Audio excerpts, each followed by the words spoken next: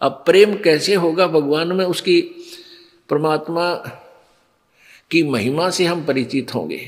और हम किस गंदे लोक में आकर फंस गए, हम कहाँ के रहने वाले हैं, वहाँ जाना है, वहाँ हम सुखी होंगे।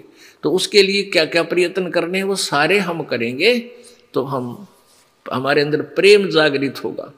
जब आप में प्रेम जागृत हो गया तो समझो आपकी आत्मा स्वस्थ होगी।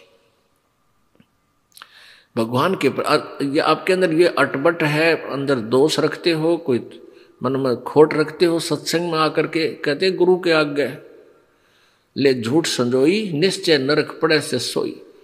तो जब तक आपके मन में अटपट करने की आदत है, गुरुजी के सामने भी आप सच्चे नहीं बता रहे हो, अभी आपके पाप कटे नहीं है।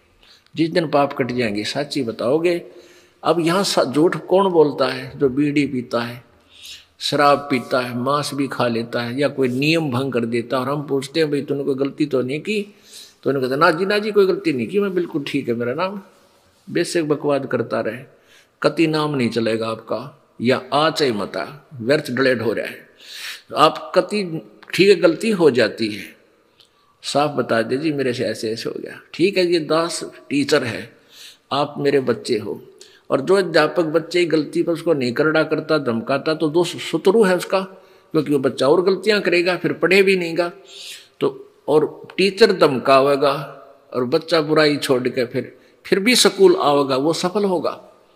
ये दास आपको करड़ा करता है, धमकाता है कि ऐसी गलती करोगे फिर बताना, और आप गलती छोड़ के बुराई छोड़कर फिर भी आओगे, तो आप सच्चे विद्यार्थी हो, आप सफल होगे।